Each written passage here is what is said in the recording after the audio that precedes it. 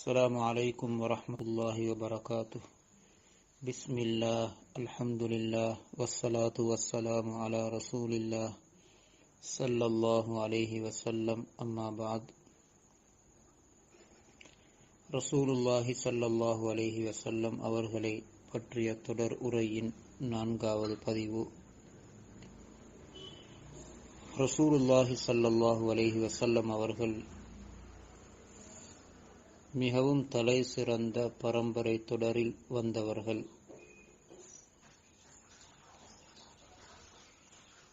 அவர்களில் அத்னான் வரையிலே உள்ள அந்த தொடர் மிகவும் முக்கியமானது, மிகவும் சஹீஹானது, எந்த கருத்து வேறுபாடும் இல்லாதது. அந்த தொடரில் வரக்கூடிய ஒவ்வொருவரும் மிக முக்கியமானவர்கள். அவர்களை பற்றி தனித்தனியாக எழுதப்பட்டும் இருக்கிறது. அவர்கள் ஒவ்வொருவரை பற்றியும் விரிவாக அவர்களின் வாழ்க்கை வரலாறுகளை பேசுவது சிரமம், கஷ்டமாக இருந்தாலும் அவர்களில் மிக முக்கியமாக ரசூலுல்லாஹி ஸல்லல்லாஹு அலைஹி வஸல்லம் அவர்களுடைய அப்பா அப்துல் முத்தலிப், இவர்களை பற்றி நாம் ஓரளவாவது கட்டாயம் விளங்கி இருக்க வேண்டும். ஏனென்றால் ரசூலுல்லாஹி ஸல்லல்லாஹு அலைஹி வஸல்லம் அவர்களுடைய தந்தை யார்? அப்துல்லாஹுடைய தந்தை அப்துல் முத்தலிப்.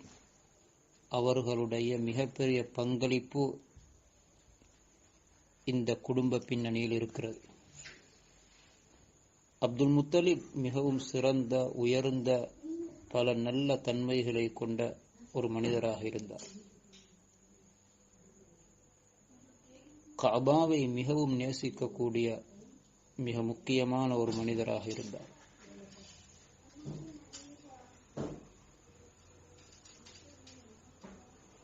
இவர்களுடைய மிக முக்கியமான ஒரு நிகழ்வு, ஒரு காலத்திலே ஜம்சம் கிணறு அது முழுமையாக அடையாளமே விளங்காத அளவுக்கு இல்லாமலாக்கப்பட்டிருந்தது.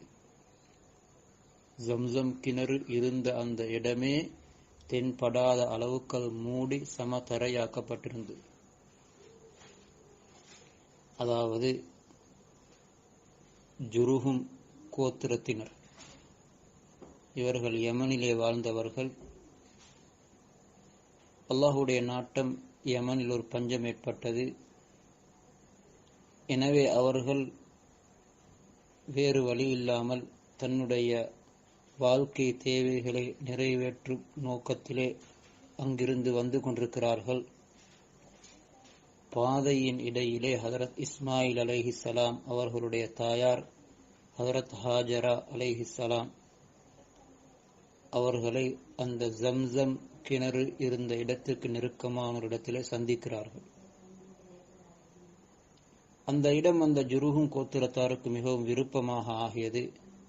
அவர்கள் அந்த இடத்திலே தங்கினார்கள். பிறகு சில காலங்களுக்கு பின்னால் ஹதரத் இஸ்மாயில் அலைஹிஸ்ஸலாம் அவர்களுடைய திருமணமும் அந்த கோத்திரத்தாரிலே இடம்பெற்றது. இது ஒரு நீண்ட வரலாறு, ஒரு சிறிய ஒரு பகுதி. அதில் ஒரு 130 வயதில் ஹதரத் இஸ்மாயில் அலைஹிஸ்ஸலாம் வஃபாத் ஆகியதாக வரலாறு சொல்லுகிறது. ஒரு கருத்தின்படி ஹதீம் கஅபாவினுடைய அந்த பக்கத்தில் இருக்கக்கூடிய, கஅபாவோடு இருக்கக்கூடிய அந்த ஹதீமில் தான் ஹதரத் ஹாஜரா அலைஹிஸ்ஸலாம் அவர்கள் அடக்கம் செய்யப்பட்டிருக்கிறார்கள். அவர்களுக்கு பக்கத்தில் தான் ஹதரத் இஸ்மாயில் அலைஹிஸ்ஸலாம் அவர்களும் அடக்கம் செய்யப்பட்டார்கள். ஹதரத் இஸ்மாயில் அலைஹிஸ்ஸலாம் அவர்கள் இருக்கும் பொழுது அந்த கஅபாவுக்கு அவர்களே பொறுப்பாக இருந்து அதனை கவனித்துக் கொண்டிருந்தார்கள். அவர்களுக்கு பின்னால் அவர்களுடைய மகன். இப்படியே இது பனு இஸ்மாயில் உடைய அந்த பிள்ளைகள் பரம்பரை பரம்பரையாக அந்த கஅபாவை கவனித்து வந்தார்கள். கஅபா அவர்களுடைய பொறுப்பிலே இருந்தது. சில காலங்களுக்கு பின்னால் பனு இஸ்மாயிலுக்கும் பனு ஜுருஹும் கோத்திரத்தாருக்கும் இடையிலே கொஞ்சம் பிளவுகள் ஏற்பட்டு பிரச்சனைகள் உருவாகி கடைசியில் அந்த ஜுருஹும் கோத்திரத்தினர்கள் மிகைத்து அவர்கள் அந்த இடத்துக்கு ஆட்சி அமைத்துக் கொண்டார்கள்.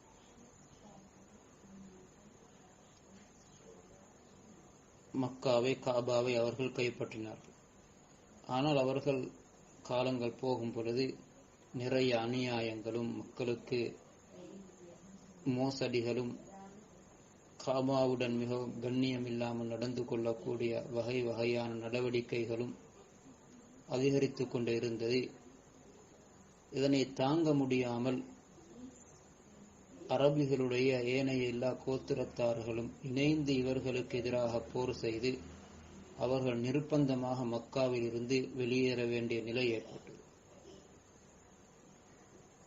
அவர்கள் அப்படி வெளியேற வேண்டிய நிலை ஏற்பட்ட நேரத்தில் அவர்கள் செய்த ஒரு வேலை என்னவென்றால், கஅபாவினுடைய எல்லா பொருள்களையும் எடுத்து அந்த இடத்திலே இருந்த ஜம்சம் கிணறிலே அவைகளை புதைத்து ஜம்சம் கிணறையும் அப்படியே அடைத்து பூமியுடன் சமமாக ஆக்கினார்கள், அடையாளமே விளங்காத வடிவத்தில்.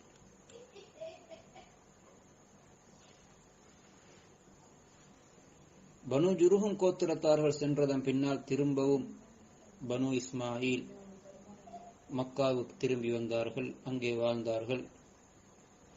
என்றாலும் அவர்கள் ஜம்சம் கிணறை பற்றி கவனம் செலுத்தவில்லை. காலங்கள் போகும் பொழுது அதனுடைய அடையாளமே இல்லாமலாகிவிட்டது. அதற்கு பின்னால் மக்காவுக்கு தலைவராக அப்துல் முத்தலிப் வந்த பொழுது அவர்களுடைய கட்டுப்பாட்டின் கீழ் அந்த மக்கா கஅபா வந்ததன் பின்னால்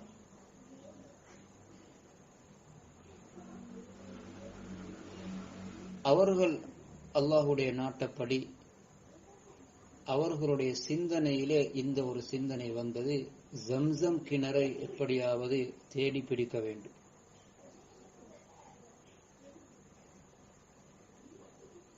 இதே கவலையிலே இருந்தார். அடையாளமே இல்லாத அளவுக்கு அது எங்கு இருக்கிறது, எந்த இடத்திலே தோன்றப்பட்டது என்பது கூட தெரியாது.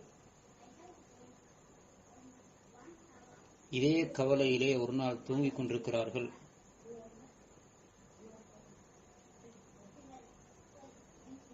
ஒரு கனவு காண்கிறார்கள்.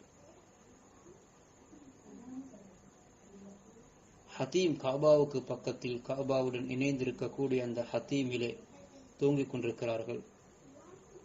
கனவில் ஒருவர் வந்து சொல்லுகிறார்,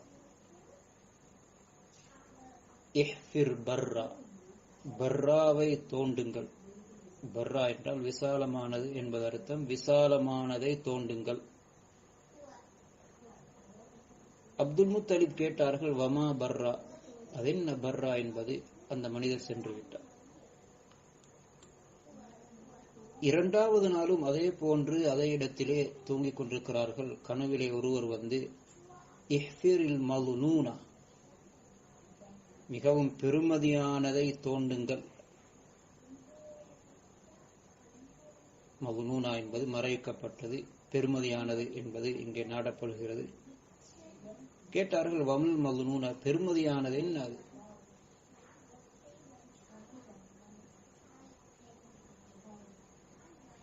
அவர்கள் எந்த பதிலும் சொல்லவில்லை. அவர் சென்று விட்டார்.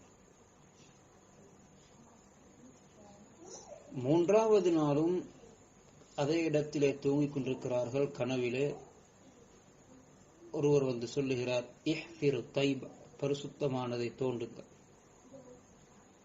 அப்துல் முத்தலிப் கேட்கிறார், வமா தைபா, அது என்ன தைபா என்பது? அவர் சென்று விட்டார்.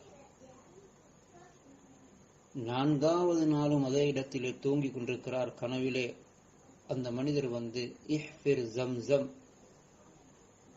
ஜம்சமை தோண்டுங்கள் என்று சொல்லுகிறார்.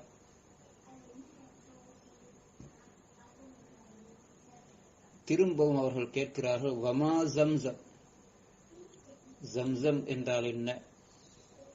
அப்பொழுது அந்த கனவில் வந்து ஒரு பதில் சொன்னார், லா தன்சிஃபு அபதா வலா துஸம்மு தஸ்கில் ஹஜீஜல் அஅலம். அவனுடைய தண்ணீர் எப்பொழுதும் வற்றாதது, அந்த தண்ணீர் எப்பொழுதும் அது அழுக்காக மாட்டாது, அது வரக்கூடிய எல்லா ஹாஜிகளுக்கும், எண்ணிலடங்காத ஹாஜிகளுக்கெல்லாம் இங்கு இதனை நாடி வரக்கூடிய சஹருடைய தாகத்தையும் போக்கிக் கொண்டிருக்கும். பிறகு அது இருக்கக்கூடிய அந்த இடத்தின் அடையாளத்தையும் சுட்டிக்காட்டிவிட்டு அவர் சென்று விட்டார். இப்படி பல தடவைகள் கனவு கண்டுவிட்டார்கள். அப்துல் முத்தலிப் தன்னுடைய கனவை மக்காவாசிகளிடம் சொல்லி அதனை தோன்றுவதற்கு ஆயத்தமாகும் பொழுது அவர்கள் எல்லோரும் இதனை எதிர்த்தனர். ஆனாலும் அவர்கள் எதிர்ப்புக்கு மத்தியிலும் தன்னுடைய ஒரே ஒரு மகன் அந்த நேரத்தில் அவருக்கு இருந்தார்கள், ஹாரிஸ். அவரை தன்னுடன் அழைத்து கொண்டு சென்று அந்த அடையாளம் காட்டப்பட்ட இடத்தை தோண்ட அனுப்புகிறார். தோண்டிக் கொண்டு இருக்கிறார்கள். ஹாரிஸ் என்ற மகன் மண்ணை வெளியிலே அள்ளி வீசிக் கொண்டிருக்கிறார்கள். 3 நாளைக்கு பின்னால் அந்த தண்ணீர் அந்த இடத்திலே வெளியாகிறது. உடனே சந்தோஷமாக அல்லாஹு அக்பர், இதுதான் ஹஜரத் இஸ்மாயில் அலைஹிஸ்ஸலாம் அவர்களின் மூலம் தோண்டப்பட்ட கிணறு என்று சந்தோஷமாக சத்தமிட்டார். அதனை சூழ அந்த ஒரு கிணறை போன்று கட்டினார், ஒரு ஹவுலாக அதனை சூழ கட்டினார்.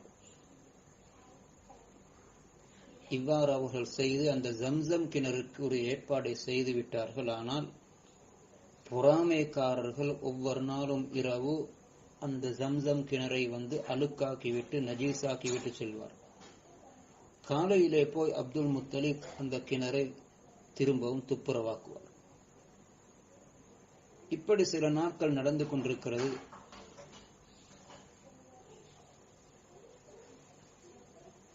கடைசியாக அப்துல் முத்தலிப் அல்லாஹ்விடத்திலே துஆ செய்கிறார், யா அல்லாஹ், நீயே இதற்கு ஒரு முடிவு செய்ய வேண்டும்.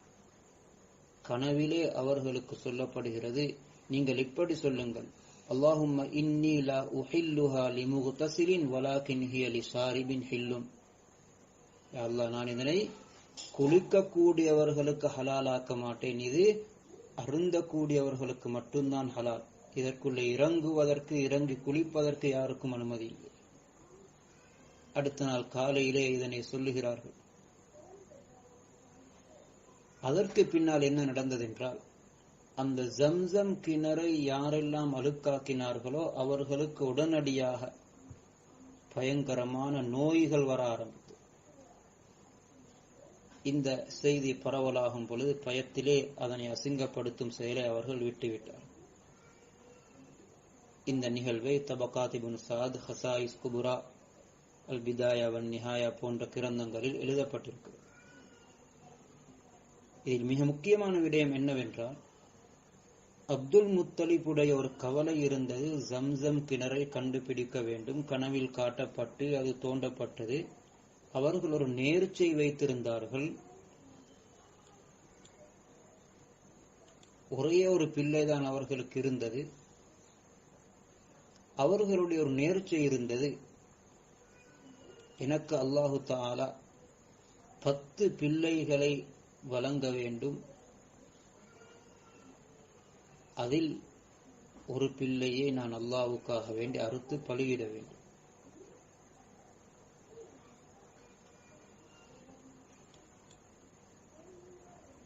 பத்து பிள்ளை பூர்த்தியாகியவுடன் ஒரு பிள்ளை இருந்தது, அதில் ஒன்றை நான் அல்லாஹ்வுக்காக வேண்டி அறுத்து பலியிட வேண்டும் என்று நேர்ச்சை வைக்கிறார். 10 பிள்ளைகள் அவர்களுக்கு பூர்த்தியாகிவிட்டது. அதே கஅபாவுக்கு முன்னால் தூங்கிக் கொண்டிருக்கிறார்கள். கனவிலே ஒருவர் வந்து சொல்லுகிறார், யா அப்துல் முத்தலிப் அவுஃபி பினத்ரிக் லிரப்பி ஹாதல் பைத். அப்துல் முத்தலிப், இந்த உங்களுடைய நேர்ச்சையை நீங்கள் பூர்த்தியாக்குங்கள். இந்த பைத்துல்லாவுடைய இந்த கஅபாவினுடைய மாலிக்குக்காக வேண்டி நீங்கள் செய்த அந்த நேர்ச்சையை பூர்த்தியாக்குங்கள் என்று கனவிலே சொல்லப்படுகிறது. அப்துல் முத்தலிப் தன்னுடைய எல்லா பிள்ளைகளையும் எடுத்து அந்த பிள்ளைகளிலே சீட்டு குலுக்கி போடுகிறார்கள். யாருடைய பெயர் வருகிறதோ அவரை அறுத்து பலியிட வேண்டும். அவ்வாறு சீட்டு குலுக்கி போட்டதில் அப்துல்லாவுடைய பெயர் வருகிறது. திரும்ப திரும்ப போடப்பட்டது அப்துல்லாவுடைய பெயர் தான் வருகிறது. அப்துல்லாவை அப்துல் முத்தலிப் மிகவும் விரும்பக்கூடியவர்களாகவும் நேசிக்கக்கூடியவர்களாகவும் இருந்தார்கள். அவர்களுடைய பிள்ளைகளிலே ஒரு தனித்துவம் பெற்றவர்களாக அவர்கள் விளங்கினார்கள். மிகவும் அழகானவர்களாகவும் இருந்தார்கள். இவர்களுடைய பெயர் தான் வருகிறது. அவரும் தந்தையுடைய நேர்ச்சையை நிறைவேற்றுவதற்கு இணங்கி தயாராகி தந்தையுடன் சென்றார். தந்தையும் அப்துல்லாவுடைய கையை பிடித்துக் கொண்டு அறுத்து பலியிடக்கூடிய அந்த இடத்துக்கு செல்கிறார். கையிலே கத்தியும் இருக்கிறது. அப்துல்லாவுடைய சகோதரிகள் இதனை பார்த்து அழ ஆரம்பித்தார். அதில் ஒரு சகோதரி சொன்னார், தந்தையே, நீங்கள் இவருக்கு பகரமாக 10 ஒட்டகங்களை அறுத்து பலியிடலாமே. நீங்க 10 ஒட்டகமும் அப்துல்லாவையும் சீட்டு போட்டு பாருங்கள். 10 ஒட்டகம் என்று வந்துவிட்டால் அவர்களை அறுத்து பலியிடலாமே. அப்துல்லா அவ்வாறு செய்கிறார். அந்த நேரத்திலும் அப்துல் முத்தலிப் அவ்வாறு செய்யும் பொழுது அந்த 10 ஒட்டகம் அப்துல்லா என்ற பெயரை போட்டு சீட்டு குலுக்கி பார்த்தால் அங்கும் அப்துல்லாவுடைய பெயர் தான் வருகிறது. தொடர்ந்து இவர்கள் 10, 20, 30 என்பதாக ஒவ்வொரு 10 அதிகரித்து சீட்டு குலுக்கி போடுகிறார்கள். ஒவ்வொரு கட்டத்திலும் அப்துல்லாவுடைய பெயரே வருகிறது. கடைசியாக 100 ஒட்டகம் அப்துல்லா என்று சீட்டு குலுக்கி போட்ட பொழுது அங்கே 100 ஒட்டகத்தினுடைய அந்த சீட்டு விழுகிறது, பேர் வருகிறது. உடனே அப்துல் முத்தலிப் சஃபா மருவாவுக்கு இடையிலே கொண்டு போய் அந்த 100 ஒட்டகங்களை மறுத்து பலியிட்டார். இன்றும் வரையிலே அந்த சட்டம்தான். ஒரு ஆத்மாவை அநியாயமாக கொலை செய்யப்படும் பொழுது 100 ஒட்டகம் கொடுக்கப்பட வேண்டும் என்ற சட்டம் அன்றிலிருந்து இன்று வரையும் அது இருக்கிறது. இந்த விடயம் முடிந்துவிட்டது.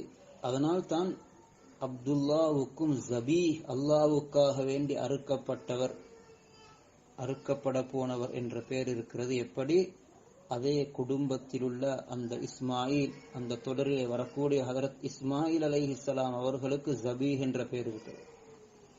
இப்ராஹிம் அலைஹிஸ்ஸலாம் அறுக்க கொண்டு போனார்கள். இதனால் தான் நபி ஸல்லல்லாஹு அலைஹி வஸல்லம் அவர்களை ஒரு கிராமப்புறத்து மனிதர் அராபி வந்து ஒரு தடவை அழைக்கிறார், யபுன ஜபீஹைன். சஹாபாக்கள் ஆச்சரியமா, 2 ஜபீ, 2 அல்லாஹ்வுக்காக வேண்டி அறுக்கப்படுவதற்காக வேண்டி, அல்லாஹ்வுக்காக வேண்டி அறுக்கப்பட்ட 2 பேருடைய மகனே என்று அழைத்த பொழுது சஹாபாக்கள் ஆச்சரியமாக பார்த்தார். நபி ஸல்லல்லாஹு அலைஹி வஸல்லம் சொன்னார்கள் சிரித்துவிட்டு,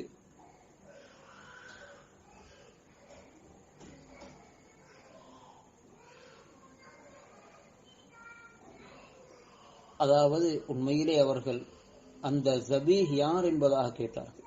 இது ஹதரத் முஆவியா ரலியல்லாஹு தஆலா அன்ஹு அறிவிக்கிறார்கள். இந்த ரிவாயத்தை ஹாக்கிமிலே பதிவாக இருக்கிறது.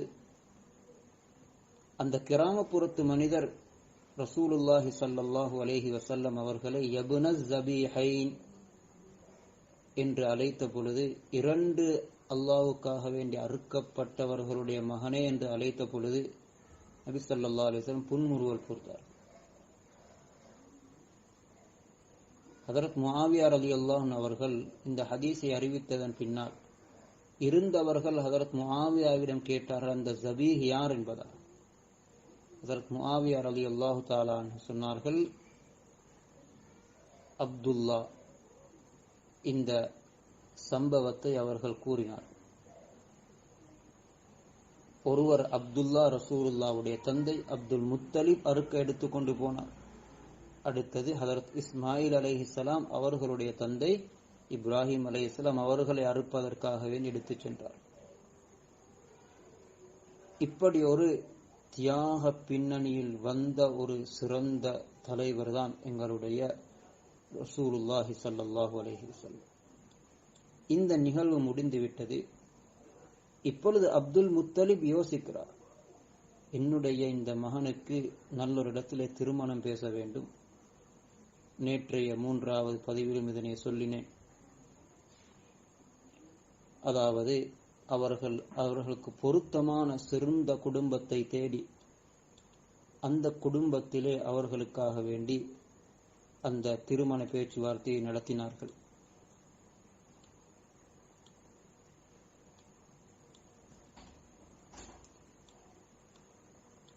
பனு ஜுஹ்ரா கோத்திரத்தார்கள். அந்த காலத்தில் இருந்த மிகவும் தலை சிறந்த உயர்ந்த குடும்பமாக இருந்தார்கள் அவர்கள். அந்த குடும்பத்திலே அப்துல் முத்தலிப் பேச்சுவார்த்தை நடத்தி அந்த குடும்பத்திலே இருந்த ஒரு அழகான சிறந்த நல்ல குணமுள்ள மகள் ஆமினா அவர்களுடன் திருமண பேச்சுவார்த்தை நடந்து திருமணம் முடித்து கொடுப்பதற்காக வேண்டி அப்துல்லாவை அழைத்து கொண்டு அப்துல் முத்தலிப் செல்கிறார்கள்.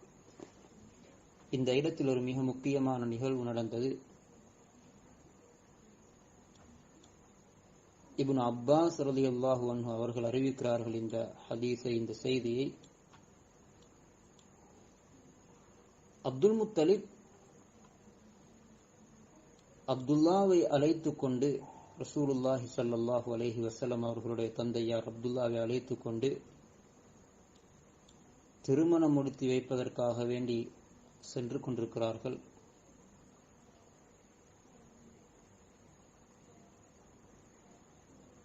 வஹப் இப்னு அப்து மனாஃப் உடைய மகள் ஆமினா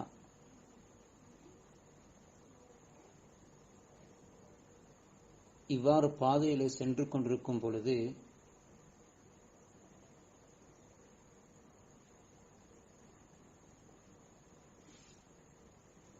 ஒரு யகூதி பெண் அவர்களை பார்த்துவிட்டு, அப்துல்லாவை பார்த்துவிட்டு, அந்த பெண்ணுடைய பேர் ஃபாத்திமா பின்து முர், தௌராத் இன்ஜீல் போன்ற கிரந்தங்களை நன்கு படித்திருந்தவர்கள்.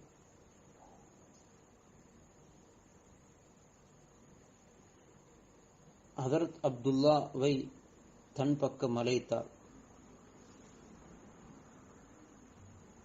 மேலும் சொன்னார், உங்களுக்கு நான் 100 ஒட்டகங்கள் தருகிறேன், நீங்கள் என்னுடன் வர வேண்டும், என்னுடன் வாழ வேண்டும். அப்துல்லா அதற்கு பதில் சொல்லுகிறார், அம்மல் ஹராமு ஃபல் மமாது தூனஹு, ஹராத்தில் ஈடுபடுவதை விட மரணிப்பது சிறந்ததாக இருக்கும். நீங்கள் அழைக்கக்கூடிய இந்த காரியம் இது ஹலாலாக மாட்டாது. فَكَيْفَ بِالْأَمْرِ الَّذِي تَبْغِينَهُ يَحْمِي الْكَرِيمُ إِرْضَهُ وَدِينَهُ. நீங்கள் அழைக்கக்கூடிய வேண்டக்கூடிய இந்த விடயத்தை எப்படி நான் பதில் சொல்லலாம், ஏற்றுக்கொள்ளலாம்? இது ஒரு மானக்கேடான விடயம். எப்பொழுதும் சங்கையானவர், கண்ணியமானவர் தன்னுடைய மானத்தையும் மார்க்கத்தையும் பாதுகாத்துக் கொள்வார் என்ற கவிதையை படித்தார். ஹதரத் அப்துல்லா ஹதரத் ஆமினாவுடன் நிக்காக நடந்துவிட்டது. திரும்பி வந்து கொண்டிருக்கும் பொழுது அந்த பெண் அவர்களுக்கு பக்கத்தால் திரும்பவும் சென்றார். அந்த பெண் இவர்களை பார்த்து கேட்டார், அப்துல்லா, நீங்கள் எங்கிருந்து வருகிறீர்கள், எங்கு சென்றீர்கள்? அப்துல்லா பதில் சொன்னார், நான் வஹப் இப்னு அப்து மனாஃபுடைய மகள் ஆமினா என்ற பெண்ணுடன் நிக்காஹ் செய்து 3 நாட்கள் அங்கே இருந்துவிட்டு திரும்பிக் கொண்டிருக்கிறேன். அந்த யகூதி பெண், வேதங்களை படித்திருந்த பெண் சொன்னால், இதை கேட்டுவிட்டு, நான் ஒரு கெட்ட பெண் அல்ல, தவறான நடத்தையுள்ள பெண் அல்ல, உங்களுடைய முகத்திலே நுபுவத்தினுடைய அந்த வெளிச்சம் ஒரு நூரை நான் கண்டேன். இன்ஜீல், தௌராத் போன்ற கிதாபுகளிலே சொல்லப்பட்டிருக்கக்கூடிய நூரே நுபுவா, நுபுவத்துடைய அந்த வெளிச்சத்தை உங்களுடைய முகத்திலே கண்டேன், அந்த நூர் எனக்கு வர வேண்டும் என்று ஆசைப்பட்டேன் என்றாலும் அல்லாஹு தஆலா நாடிய இடத்தில் அந்த நூரை வைத்து விட்டான் என்று அந்த பெண் பதில் சொன்னார். அப்படிப்பட்ட நூர் எங்களுடைய ஹபீப் ரசூலுல்லாஹி ஸல்லல்லாஹு அலைஹி வஸல்லம். இந்த ரிவாயத் தலாயில் அபு நுஐம், தபகாத் இப்னு சஅத் போன்ற கிரந்தங்களில் பல அறிவிப்பாளர் தொடருடன் அறிவிக்கப்பட்டிருக்கிறது. எனவே இது ஒரு ஆதாரபூர்வமான ஏற்றுக்கொள்ள முடியுமான சம்பவம் என்று இந்த துறை சார்ந்த உலமாக்கள் எழுதியும் இருக்கிறார்கள். இந்த விடயத்தை குறிப்பிடுவதுதான் மிக முக்கியமான நோக்கம். ரசூலுல்லாஹி ஸல்லல்லாஹு அலைஹி வஸல்லம் அவர்களுடைய பின்னணி, அவர்களுடைய தாய் ஆமினா, அவர்களுடைய தந்தை அப்துல்லா, அவர்களுடைய அப்பா அப்துல்லாவுடைய அப்துல் முத்தலிப் போன்றவர்கள் எல்லாம் இந்த அளவு உயர்ந்த சிறந்த ஒரு தொடரில் வந்தவர்கள் தான் ரசூலுல்லாஹி ஸல்லல்லாஹு அலைஹி வஸல்லம். அவர்கள் ஒரு ஒளி, நூறு, பிரகாசம். எனவே அந்த ரசூலின் மீது அதிகம் ஸலவாத்து சொல்வதன் மூலம், குறிப்பாக இன்று வெள்ளிக்கிழமை இரவு, வெள்ளிக்கிழமை நாள் அதிகமாக ஸலவாத்து ஓதுவதன் மூலம் கியாமத்துடைய நாளில் ரசூலுடைய நெருக்கத்தை அடைந்து கொள்ளலாம் என்று ஹதீஸிலே சிறப்பு சொல்லப்பட்டிருக்கிறது. அன்னாரை மீது அதிகம் ஸலவாத்து சொல்லுவோம். அதிகமாக அன்னாரை எங்களுடைய ஒவ்வொரு காரியங்களிலும் அவர்களுக்கு தோதுவாக ஆகுவதற்கு முயற்சி செய்வோம். அஸ்ஸலாமு அலைக்கும் வரஹ்மத்துல்லாஹி வபரகாத்துஹு. வஆகிரு தஅவானா அல்ஹம்துலில்லாஹி ரப்பில்